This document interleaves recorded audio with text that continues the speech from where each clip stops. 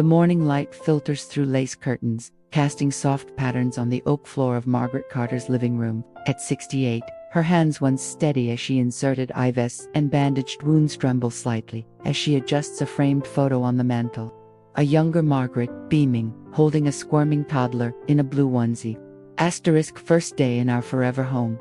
Asterisk the caption reads, scrawled in her late husband's handwriting. The house, a creaky Victorian with a wraparound porch, has been her anchor for 40 years. It's where she raised her only child, Ethan, where she buried her husband, Tom, after his heart attack 12 years ago, where she'd planned to grow old, surrounded by the hum of memories. Margaret sets her teacup down and reaches for the stack of mail on the coffee table. Bills, a flyer for a church bake sale, a postcard from her sister in Florida. Then an envelope with no return address, thick and official looking. She slides a finger under the seal, pulls out a single sheet of paper, and freezes. Notice of pending sale, 124 Maple Street, Springville. Her address, the words blurred. She blinks hard and reads again. The document is from a real estate agency, confirming the seller's acceptance of an offer. The seller's name, Ethan Carter. Margaret's breath catches. Her son, the boy she'd stayed up with through fevers, who'd cried when she left for night shifts, who'd hugged her tight at Tom's funeral and whispered, asterisk, I'll take care of you, Mom. Asterisk, she fumbles for her phone, her fingers numb, and dials Ethan. It rings 4 times before going to voicemail. Asterisk, hey, it's E, leave a message, and I'll call back. Maybe. Asterisk, his voice is casual, almost border tone that used to make her laugh, now makes her blood run cold. She tries again. No answer. By noon, she's pacing. The house feels smaller, the walls closing in. She remembers the signs she'd ignored. Ethan's new car, a sleek BMW, when he'd been complaining about student loan debt for years. The expensive watches, the weekends in Las Vegas he'd claimed were work conferences. The way he'd started asking, lately, about her estate plans and downsizing. Asterisk, you don't need all this space, Mom.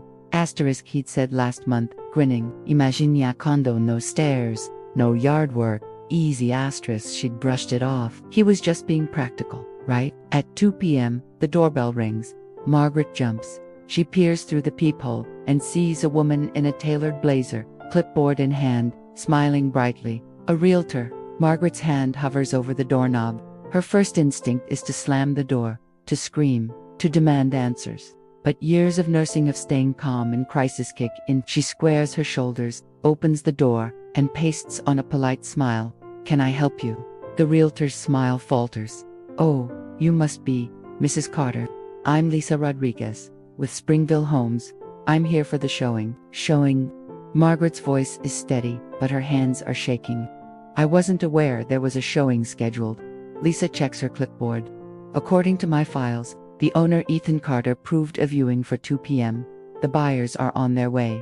Ethan Carter is my son, Margaret says, her voice tight, and he does not own this house. Lisa blinks. I'm sorry, but the deed is in my name, Margaret interrupts. Sole ownership, since my husband died. Lisa's face pales. She lowers the clipboard, her professional demeanor cracking. I didn't know. Mr. Carter told me he had power of attorney, that you were elderly and wanted to sell but couldn't handle the paperwork. Margaret's jaw tightens. Asterisk elderly. Asterisk as if she were a child, unable to make her own decisions. As if 68 was a death sentence. Get off my property, she says, quietly. Lisa nods, backing away. I'm so sorry, Mrs. Carter. I had no idea. Now, Margaret says, louder. The realtor scurries to her car and drives off. Margaret closes the door, leans against it, and slides to the floor, her legs giving out. She cries, then not loud, racking sobs, but silent tears that burn her cheeks. Betrayal tastes like ash. Ethan's apartment, Evening Ethan's place, is in a trendy downtown high-rise, all glass and stainless steel. Margaret has been here once before, when he'd first moved in. Asterisk adulting, right? Asterisk, he'd joked, gesturing to the flat-screen TV and the bar cart stocked with top-shelf whiskey. She'd wondered then how he'd afforded it on his entry-level marketing salary. Now she knows. She called his work some startup he'd never been able to explain and was told he'd left early for the day. So she'd driven here, parked across the street, and waited. Waited until his BMW pulled into the lot. waited until he sauntered into the building, keys jangling. Now, she stands in the lobby, staring at the elevator doors. When they open, Ethan steps out, laughing at his phone. He stops short when he sees her. "Mom, what are you doing here?" His smile is forced, his eyes darting to the security guard at the desk. Margaret doesn't mince words. "Why did you list the house, Ethan?" Ethan's expression hardens. He grabs her arm, pulls her into a corner. "Jesus, Mom, not here. Let's go up to my place." She yanks her arm away. "Answer me." "Why?" he sighs, running a hand through his hair. "It's for your own good. You can't keep living there alone." "For my own good," she repeats, incredulous. "Selling the only home I've ever known. The house your father built with his own 2 hands." "It's just a house, Mom." Ethan raises his voice, then glances around, lowering it. A money pit. The roof leaks, the basement floods, the taxes are through the roof. "I had the roof replaced last year," Margaret says, her voice cold, "and the basement was waterproofed, and I can afford the taxes. Thank you very much." She'd saved for decades, scrimped on vacations, invested wisely. Ethan knew that. Ethan shifts uncomfortably. "Look, I needed the money. Okay. I got into some debt." "Debt?" Margaret's voice cracks. "What kind of debt?" "Nothing you need to worry about." He avoids her eyes. "But the sale will cover it, and then some. You'll get a cut." "Of course, a cut." She stares at him, heartbroken.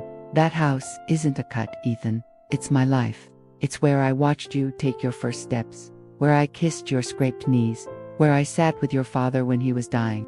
It's mine, asterisk." Ethan's tone turns defensive. "And what are you gonna do with it, huh? Die there. Let it rot when you're gone. At least this way, it's useful. I can pay off my debts, and you can move somewhere nicer." "Nicer," she laughs. "Bitte. A condo. With no porch, no garden, no memories. You think that's nicer? I think it's practical." Ethan shouts. "You're being selfish, Mom. Can't you see I'm trying to fix things? Fix things by stealing from me." Margaret's voice is quiet, but it hits him like a slap. Ethan flinches. "I'm not stealing. I'm helping asterisk. You'll thank me later." She stares at him, really looks at him. The man he's become, entitled, reckless, blind to the pain he's causing. The boy she'd loved is gone, replaced by a stranger. "Get out of my life," she says, finally.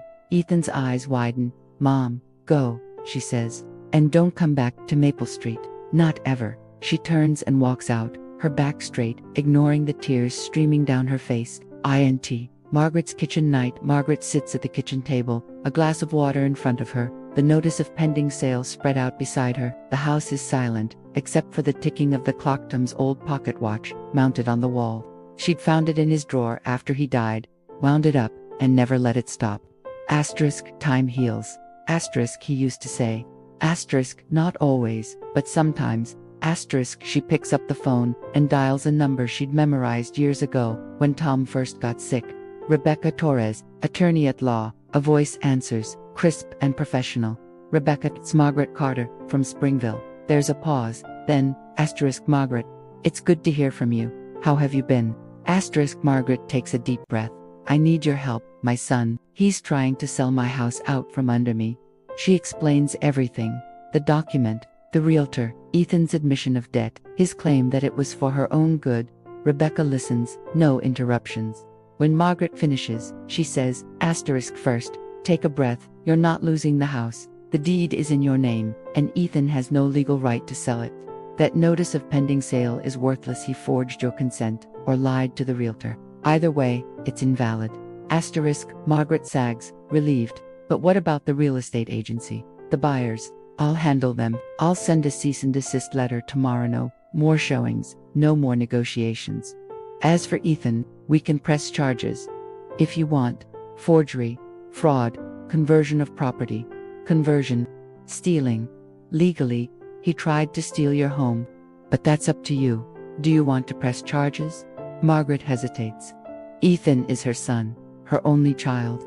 But then she thinks of the lies, the betrayal, the way he decalled her selfish for wanting to keep the house that held her heart. "Yes," she says, firmly, "I do." "Good. Now, there's something else I need to tell you. When Tom was sick, he came to see me. He wanted to make sure you were protected financially, legally. We set up a trust. and he bought a property. Margaret's eyebrows shoot up. A property? What are you talking about? A small cottage on Lakewood Drive, 2 bedrooms, a porch with a view of the lake. He said you'd always wanted to retire near water. He put it in the trust, so it would pass to you automatically when he died. I've been holding the keys, waiting for you to ask. Margaret's mouth falls open. Tom, her Tom. Always thinking of her, even when he was dying. She'd had no idea. Why didn't he tell me? Asterisk, she whispers. He said he wanted it to be a surprise, something to look forward to, he said. When the time is right, tears stream down Margaret's face. But this time, they're warm. Happy tears. Asterisk, the time is right. Asterisk, she says. Into Rebecca's law office. 2 days later, Margaret sits in Rebecca's office. A leather chair by the window. Outside, the leaves are turning gold fall, her favorite season. She's wearing a navy blazer, the one she'd worn to Tom's funeral, but today, it feels like armor. Rebecca hands her a stack of papers. Cease and desist, sent. The real estate agency called. They're apologetic, claimed they had no idea Ethan lied. The buyers withdrew their offer, and the police are ready to question Ethan. They'll need you to make a statement, but I'll be there with you. Margaret nods. Thank you for everything. Rebecca smiles. That's what I'm here for. Now, about the other property. Do you want to see it? I have the keys. Margaret hesitates. The cottage. Tom's surprise. Part of her is scared. What if it doesn't live up to the dream? What if it feels like a betrayal of Maple Street? But then she remembers Tom's voice. Asterisk, time heals. Sometimes. Asterisk, okay, she says. Let's go. Ike's Day. Lakewood Cottage Day. The cottage is smaller than Maple Street, but charming. White clapboard, a red door, a porch swing that creaks in the breeze. It sits on a quiet street, a stone's throw from the lake. Margaret steps out of Rebecca's car, walks up the path, and pauses at the door. Rebecca hands her the key. Tom picked it out himself, said the porch was perfect for morning coffee. Margaret inserts the key, turns it. The door swings open, and she steps inside. The living room has large windows, letting in sunlight. The floors are hardwood, the walls painted a soft blue. There's a fireplace, a small couch, a rocking chair, Tom's favorite. She walks through the kitchen, which has a view of the lake, then up the stairs to the bedroom. The bed is made with a quilt her mother had made, folded neatly at the foot. He wanted it to feel like home. Asterisk, Rebecca says. Standing in the doorway, Margaret turns, her eyes shining. It does. She walks back downstairs, out onto the porch, and sits on the swing. The lake sparkles in the distance, a family of ducks gliding across the water. She closes her eyes, and for the first time in days, she feels at peace. Maple Street will always be her first home, the place where she raised Ethan, where she loved Tom. But this cottage, it's a new beginning, a chance to heal, to grow, to live for herself. Her phone rings. She pulls it out, sees Ethan's name on the screen, and hits decline. Then she deletes his number, closes her eyes, and lets the swing carry her back and forth, toward the future. Springville Police Station. 1 week later, Margaret sits in an interview room, Rebecca beside her. The detective, a kind-faced woman named Jenkins, sets a recorder on the table. Ready when you are, Mrs. Carter. Margaret takes a deep breath and tells her story again. The house, the document, Ethan's lies, the debt. When she finishes, Jenkins nods. Thank you, ma'am. We've already spoken to the real estate agency. They're cooperating, and we've got Ethan in custody. He's been charged with forgery and fraud.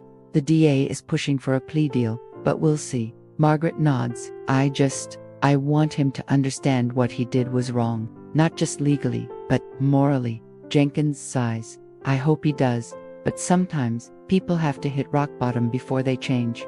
Margaret thinks of Ethan, in a jail cell, probably angry, probably blaming her. She hopes he changes. She really does.